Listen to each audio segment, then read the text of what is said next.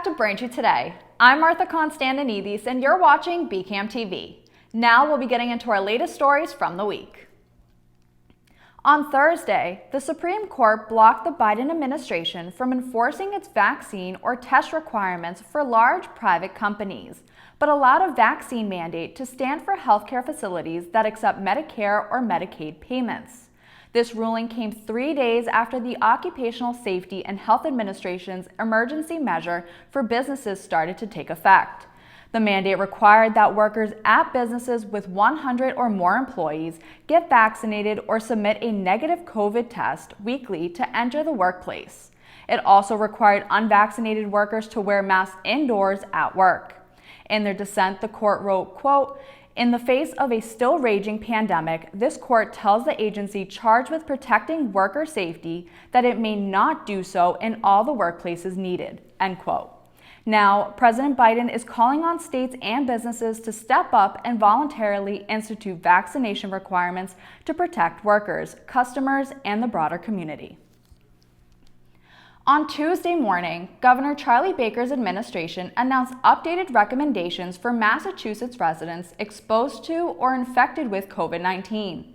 In alignment with the recent federal guidelines, the new DPH advisory only recommends residents to seek a COVID test if they are exhibiting symptoms of the disease or 5 days after being exposed to someone who tested positive, regardless of vaccination status.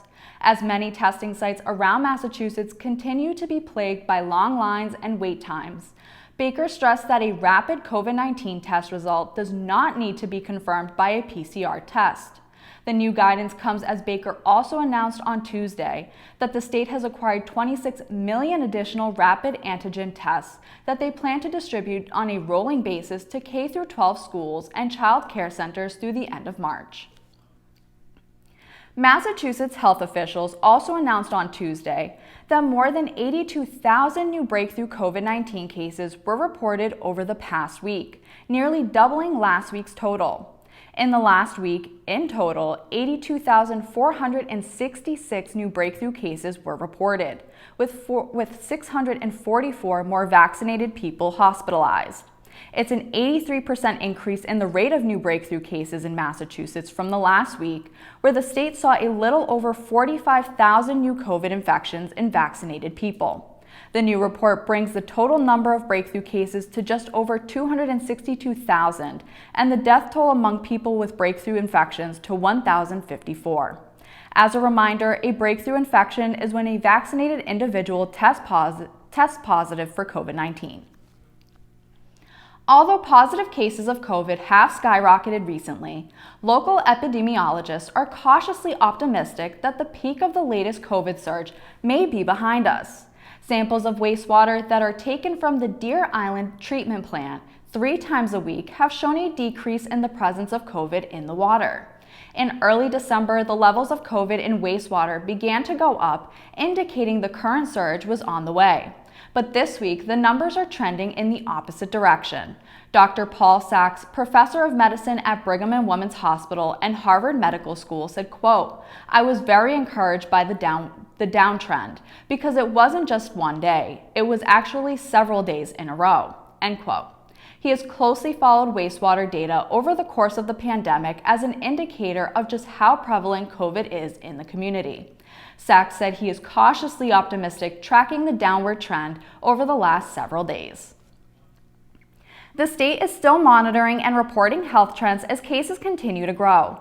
Yesterday, over 109,000 molecular tests were conducted and 18,721 new positive cases were reported. Currently, 3,180 people are hospitalized in Massachusetts and 484 are in the ICU.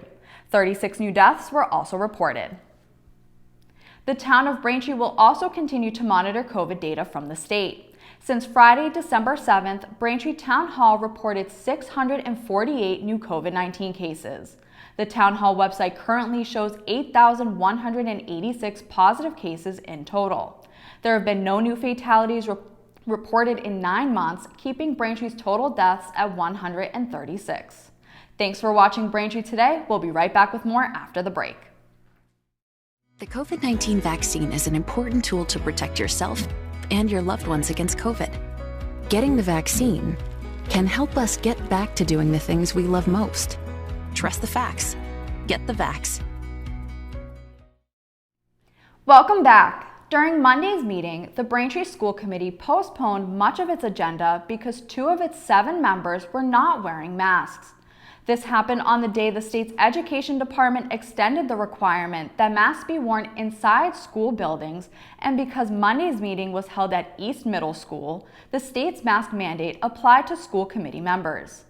Though Tom Devon and Matthew Lynch were seen maskless at the meeting, on Tuesday, Devon said in an interview he is fully vaccinated, has received a booster shot, and recovered from a case of COVID-19 over the Christmas holidays in 2020. He said he wears a mask at work as required, but is now questioning his government. He said, quote, "I'm looking for consistency across the board. I've done everything my government has told me to do. I'm questioning my government. I'm entitled to do that," end quote. Since neither Devon nor new school committee member Matthew Lynch wore a mask at the Monday meeting, new school committee chairwoman Lisa Fisk-Heger asked for motions to postpone the rest of the meeting until the January 24th meeting. Heger also referred to the state's decision to continue the mask mandate within school buildings. Here's more from Heger during the Monday meeting. So as you may know, the mask mandate in the schools was extended today by the DESC until February 28th. Students, staff, and all visitors are required to be masked in our schools. I don't think any of us likes this mask mandate. I mean, no one wants to be wearing masks. However, it is a mandate, and all members of the school committee should and must comply with that mandate. So as a result, we need to figure out how we're going to hold school committee meetings in the future. So I'll be reaching out to each committee member for input in the coming weeks. Whether or not we go fully remote or whether we meet in another town building that does not have a mask mandate, we will all discuss that again over the coming weeks. So with that, I am going to ask for 2 motions. The first motion is to request to table the remainder of tonight's agenda. So moved, Madam Chair. To our next school committee meeting on January 24th. Location to be determined. Community members of Braintree are invited to meet some of the members from Native Sun, a possible new cannabis establishment in the town, to learn more about their plans for the community and to ask questions. The meeting will be held in person at Braintree Town Hall and virtually on Zoom on Wednesday, January 19th at 7 p.m. Some information to be presented and discussed will include plans and information for maintaining a secure facility, preventing diversion to minors, how to positively impact the community, and protocols to ensure the establishment will not constitute a nuisance to the community. For more information on the outreach meeting, visit their Eventbrite page or visit nativesuncannabis.com. On Tuesday, Braintree's License Board approved an increase of the mileage rate for taxis from $2.50 per mile to $3.50. The waiting time rate will go from $24 per hour to $30, and the charge for hiring a cab will remain at $2.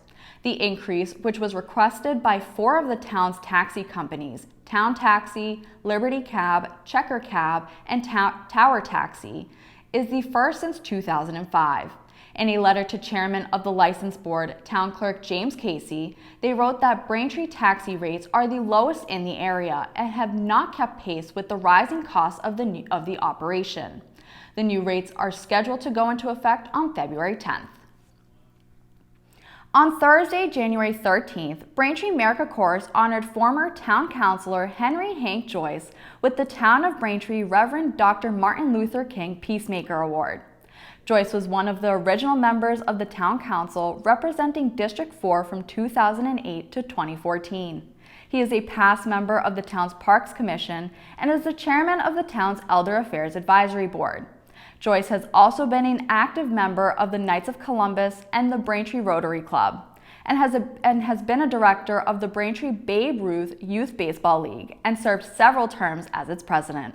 The ceremony was held at the Braintree Town Hall in the Cahill Auditorium. BCAM TV televised and streamed the event live.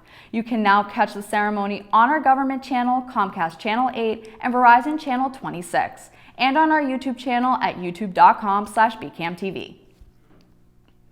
On January 15th, the town of Braintree is offering a free walk-in COVID-19 booster clinic for residents 18 years and older. The boosters will be available on a first-come, first-served basis while supplies last. And in order to obtain a booster, residents must bring their COVID-19 vaccination cards and a health insurance card.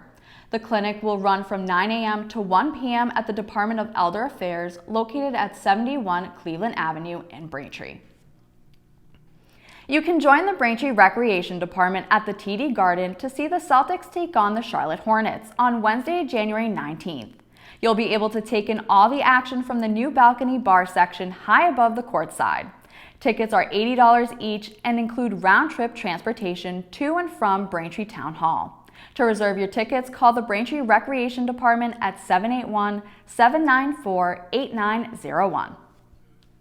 Thank you for watching Braintree Today on BCAM TV. We'll be right back with more stories in the area.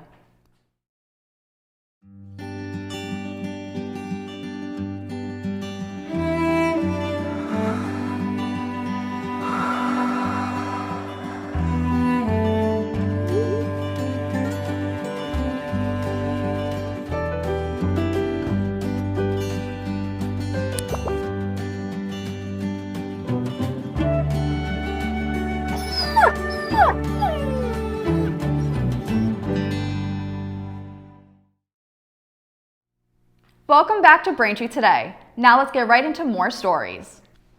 In recent weeks, shortages at grocery stores across the country have grown more acute as Omicron continues to spread and winter storms have piled onto the supply chain struggles and labor shortages. The nationwide shortages are impacting produce and meat as well as packaged goods. As we reach the 2-year mark of the COVID-19 pandemic, more items are becoming scarce because of global supply chain disruptions, such as congestion at ports and shortages of truck drivers and service workers.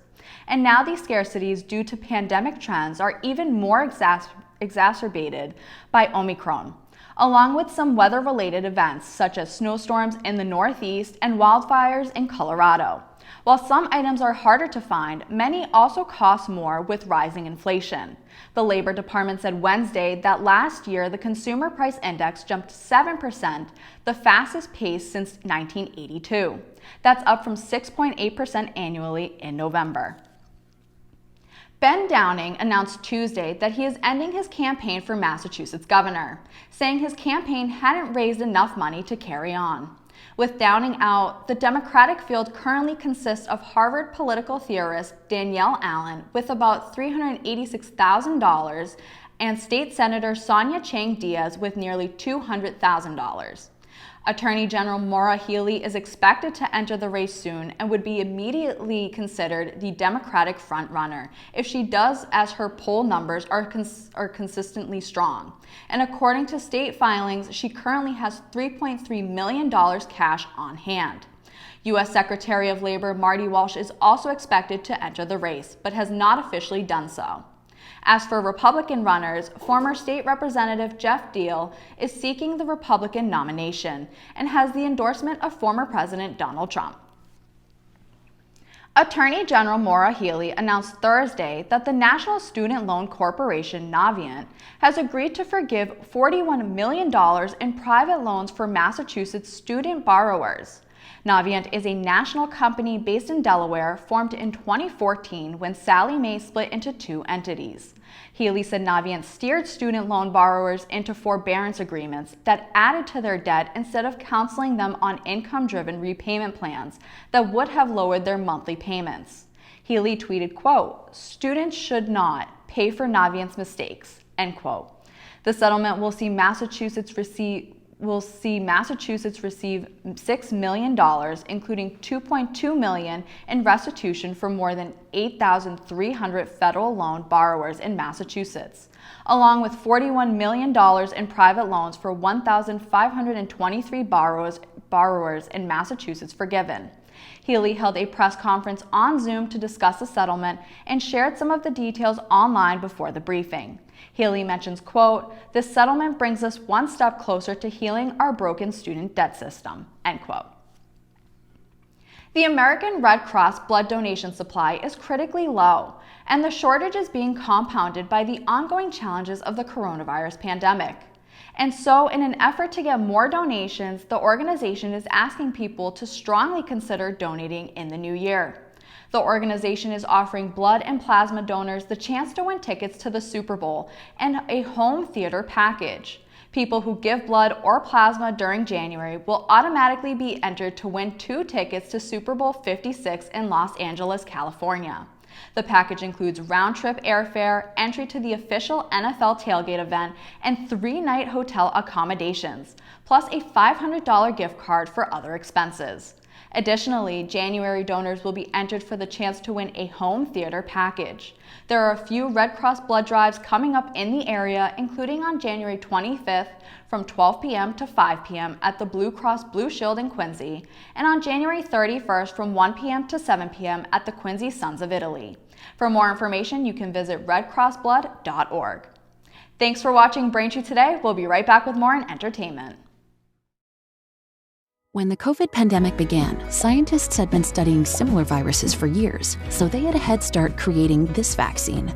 They also started making the vaccine early, hoping it would be approved after clinical trials found it was safe and effective. Learn more. Welcome back to Braintree Today. This week we have some new movies and TV shows you can check out. Let's dive right in. First up in entertainment, actor, comedian, activist, and an American treasure, Betty White, died on New Year's Eve at the age of 99, just weeks away from her 100th birthday.